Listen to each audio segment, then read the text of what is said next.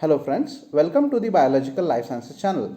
Today in this video, we are going to see how to screen a DNA library, whether it's a genomic DNA library or a cDNA library. So let's begin. Library screening, it's a process of identification of clone carrying the gene of interest. For example, in the last video, I discussed about the creation of a genomic DNA library or a cDNA library where we used to clone a fragment of interest into a particular cells, for example, E. coli or a yeast cell.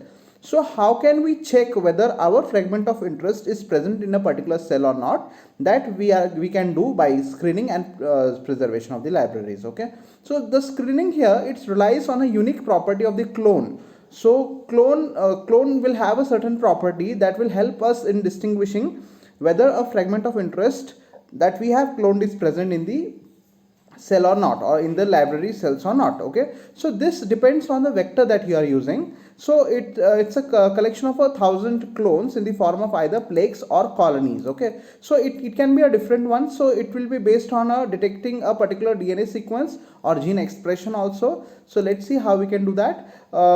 First, one by one we are going to see. First, let's see how we can do this screening by hybridization process. Okay, so nucleic acid hybridization, it's the most commonly used method of library screening. First time this method was devised by Grustin and Hodgins in 1975 to detect DNA sequences in transformed cells or colonies using radioactive RNA probes.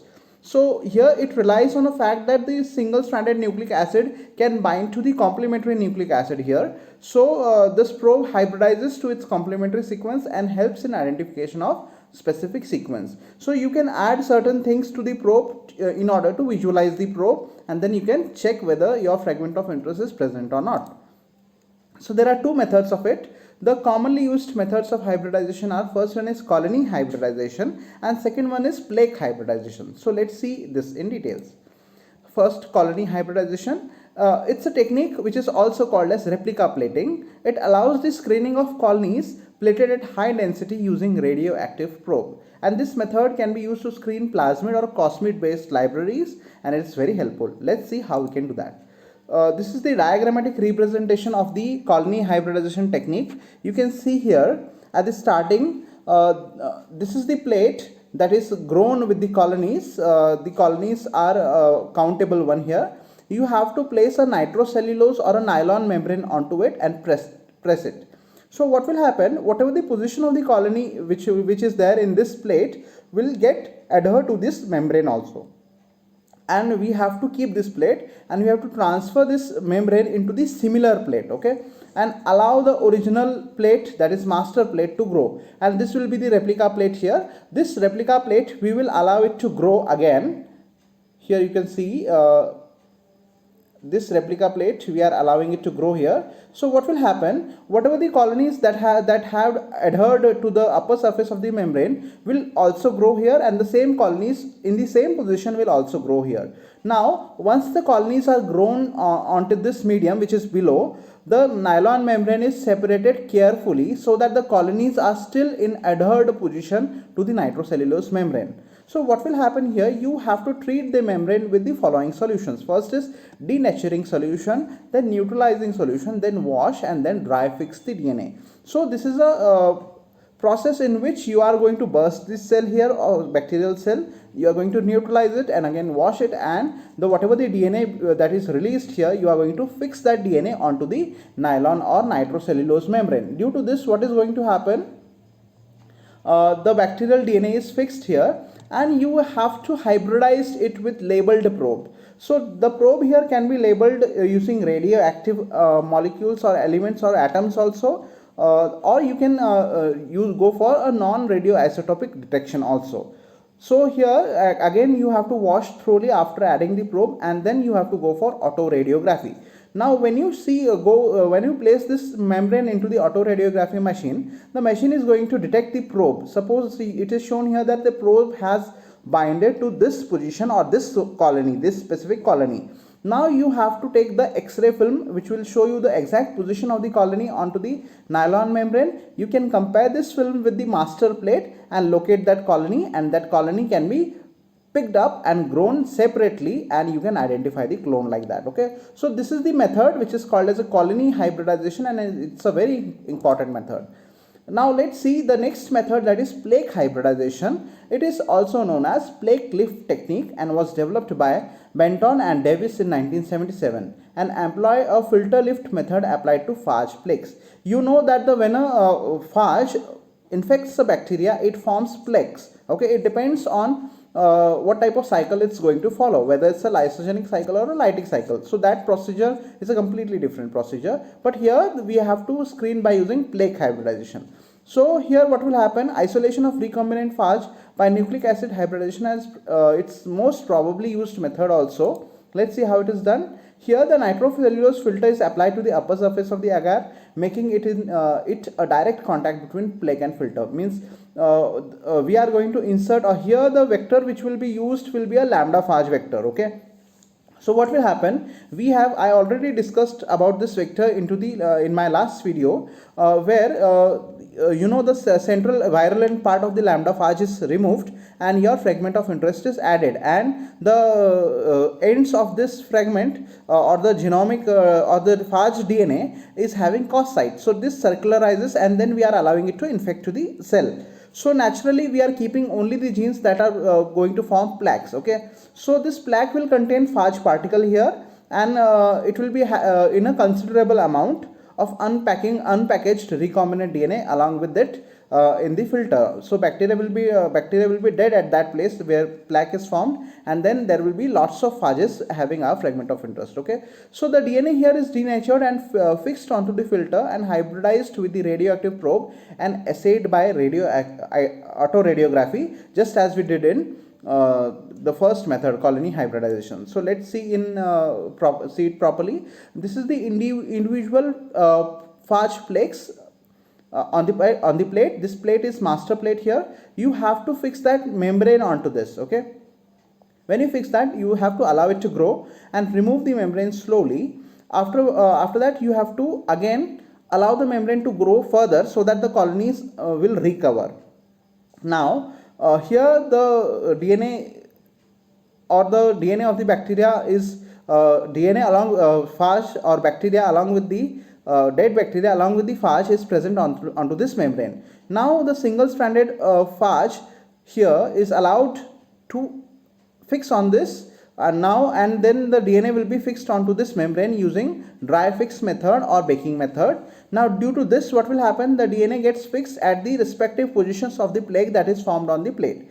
Now when you go for autoradiography using labeled probe, then you can select a particular or you will get a particular plaque where the recombinant phage is there, means the phage which is having our fragment of interest. Now this can be compared with the above plate, and a respective individual plaque can be lifted here and can be grown further, and you can get your recombinant DNA which is having the fragment of your interest. So likewise you can screen using plaque hybridization technique. The next technique that we are going to discuss is about screening by PCR. So PCR is also employed for screening of identification of rare DNA sequences in a complete mixture of molecular clones. So how can you do that? It is possible to identify using a specific clone by PCR only if the available information of the sequence is present. So if you know the sequence of the your fragment of interest, and if it is unique, then what you can do, you can design a suitable forward and a reverse primer for that, and go for a PCR reaction along with the presence of PCR mix, which will be having all the requirements of PCR, and then you can go for PCR and you can get the fragment of interest. Not only you can select that, but you can get it in an amplified manner also. Okay.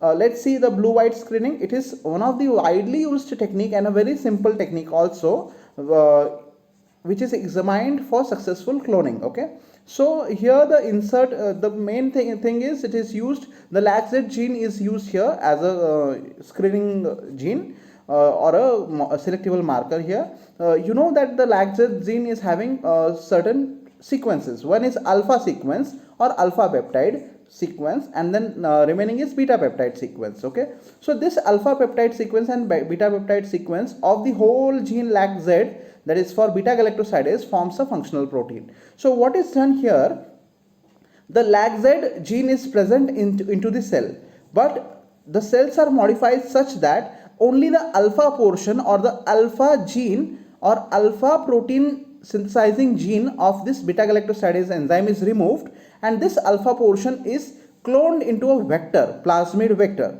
So now what are you going to do? You are going to clone your fragment of interest into this alpha vector into the plasmid. Okay, so now what will happen? The multiple cloning sites, it's present in LAGZ alpha sequence. Okay, so now you have to clone your fragment of interest into this alpha sequence which is present into a plasmid. Okay, the E. coli mutation is shown here, where the or the cell type of E. coli cell that you require is shown here. It's E. coli LAGZ del M15 mutant cell or E. coli DH5 alpha cell.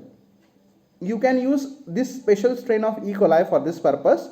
Now the plasmid is added with your vector, and then the particular fragment is introduced into this LAGZ alpha sequence gene that is present in the plasmid only. Now what will happen? An empty vector, if the vector is empty means what? Your fragment of interest is not included in the alpha portion of the alpha gene of the LAGZ in the plasmid. Then what will happen? Naturally the alpha portion will form a protein which will complement with the remaining gene that is present into the cell, and a functional beta galactosidase is going to be formed. So in the medium, instead of lactose, you are using a special lactose analog product that is called XGAL. This looks like lactose, but it is not lactose. So it is colorless in nature. This XGAL, when it is hydrolyzed into the medium by the enzyme beta galactosidase that is formed in an empty vector, it is going to form a blue color. Okay, so and if the alpha gene in the alpha gene you are going to put a fragment of interest, and if it is successful, then what will happen? This alpha complementation will not happen, and then functional alpha portion will not form from this alpha gene into the plasmid, and then the colony fails to produce a blue color, and then white colored colony will be here, recombinant one. So you can do the screening like this. This is a picture showing the blue white screening using the alpha complementation of LAGZ gene. So if the vector contains the DNA insert, as I told you, it will disrupt the LAGZ alpha sequence in the plasmid, that is the vector. So then the alpha peptide will not be expressed and XGAL will not be hydrolyzed, as the functional beta galactosidase enzyme is not present. Okay, so thus the colony will be white in color. So it is also possible to obtain a false positive result, that is white colony with no insert in some cases. So here the white colonies can be screened further also, but 99% this process gives us a positive result. Let's see the next screening type, that is also called as positive selection vector. What are you going to do here is, you are going to add a particular lethal gene into the vector.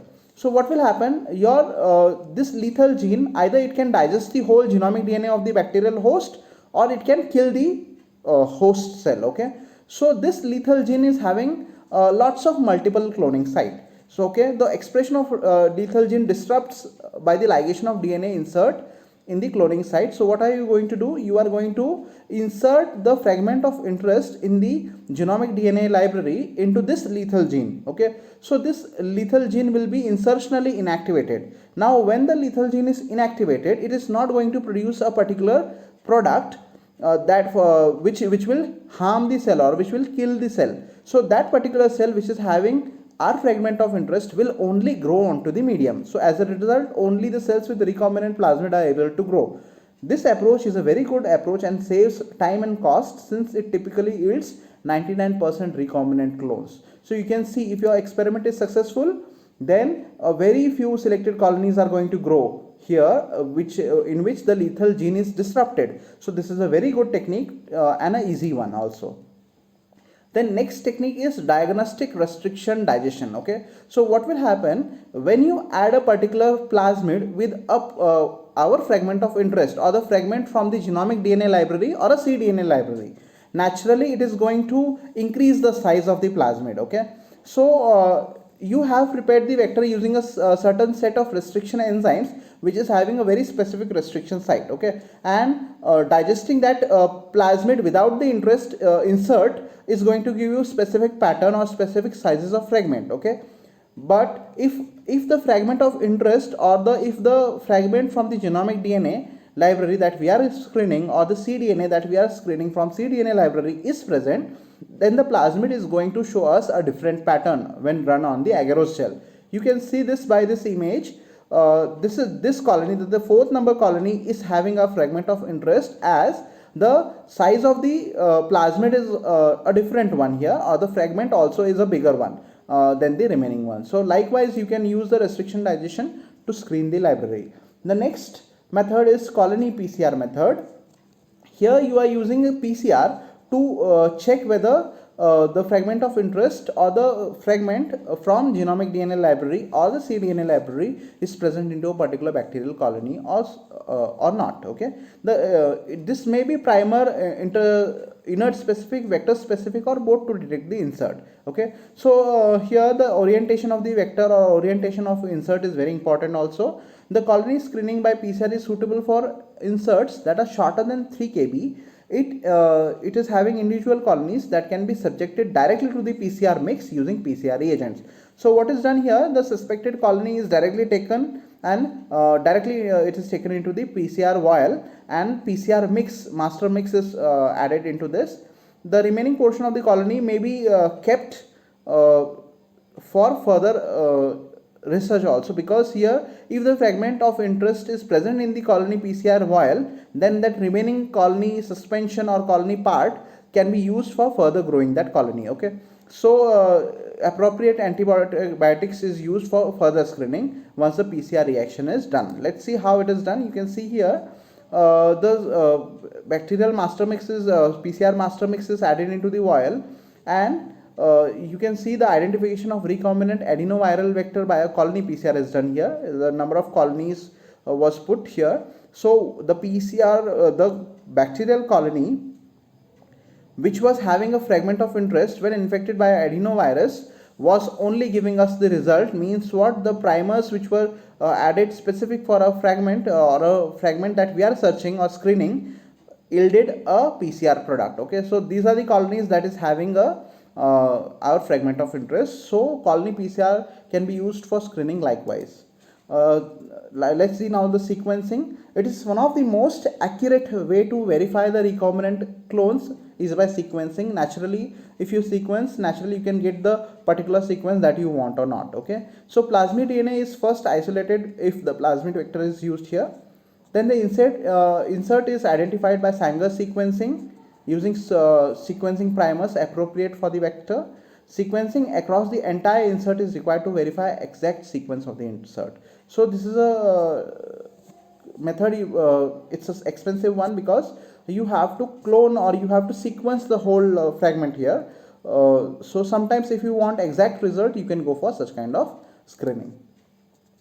The next one is immunological screening for expressed genes. Sometimes what happens in especially in cDNA libraries, the product is a fusion protein along with the beta galactosidase enzyme, or the product is an expression gene or product is expressed. So in such cases immunological screening is used. Immunological screening means we are using here the antibodies which are very specific to the expressed product, okay. So therefore you can use the primary antibody that is specific to expressed product, and then you can go for secondary antibody screening just like ELISA, okay. So here if the cDNA are inserted into the correct orientation reading frame, the cDNA cloned in an expression vector can be expressed as a beta galactosidase fusion protein. So the fragment is added just behind the beta galactosidase gene. So the product that is formed is beta galactosidase fusion protein, or other fusion proteins also can be done, and it can be used by immunological screening using other ligands. So here you can use you use antibodies that are specific that recognizes antigenic determinant part present on the polypeptide synthesized by the target clone. So what will happen? This particular antibody will go and bind to the particular fusion product here, and then it is helpful in also screening your product also. let's see, there is no need to the for the function protein to be functional, because you are preparing a functional product here. So just you are going to add a epitope sequence into the gene, that is going to form a protein, that is epitope, that is very specific to the primary antibody. Okay, so here the protein, our functional protein will not be formed here because this is added with the epitope. So our protein cannot be functionally formed because the 3D shape will be not proper. So the epitope will take its 3D shape. It will have a short sequence of amino acid that folds into a particular three-dimensional conformation. This three-dimensional conformation of epitope, which folds independently irrespective of rest of the protein, will help us in finding the or in joining the antibody, primary antibody. So this epitope under denaturation condition will bind with that with our antibody of interest. Okay, so the secondary antibody can be added to this protein, and then it can be used for detecting. Okay, so the first immunological screening technique was developed in late 1970s, where expression libraries were generally constructed using plasmid vector. So what is done here, you can see the particular antibody is binded, primary antibody is binded, and then secondary antibody is binded here, and then you can go on detecting the secondary antibody. So this method of Broom and Gilbert in 1978 is used till now also. I already told you that you have to use two different antibodies, that is primary and secondary. Sometimes you can use certain antibodies that adsorbs very strongly to a certain type of plastic, such as polyvinyl chloride or polyvinyl plastic, and then that Ig antibodies can be readily labeled with the iodine in vitro. So you can go for either this radiodiagnosis also, or sometimes you can go for this iodination also. So what will happen, the transformed cells, it will be plated out on the petrolate and allowed to form colonies in order to release the antigen from positive clones. The colonies will be lysed using chloroform vapors, and by spraying the aerosol of virulent phage, a replica plate is required, because this procedure kills the bacteria, and therefore you can go on screening. Otherwise you can go for the primary antibody also, and then secondary antibody can be labeled to it, because the secondary antibody is having affinity to the primary antibody, and the primary antibody will go and bind to the particular protein that is formed in the expression product, and thereby the secondary antibody which you use here is a labeled antibody here. It can be either labeled to a horse radish peroxidase enzyme or a alkaline phosphatase enzyme. You can add a particular substrate here for these two enzymes, then that substrate will form a colored product, and that can be detected using this. Okay, so this kind of screening is used where the colored chromogenic substrate will be formed, and then it can be easily detected. And this generally here the monoclonal antibodies are required here. So monoclonal antibody that recognizes only a single epitope is very helpful, whereas polyclonal antibodies, which can require many different epitopes, produce a very sensitive probe for immunological screening. So sometimes polyclonal antibodies are useful, and sometimes monoclonal antibodies are useful if your product or protein product that is formed is a very specific one. So these were all the methods that were used for screening of a genomic DNA library or a cDNA library.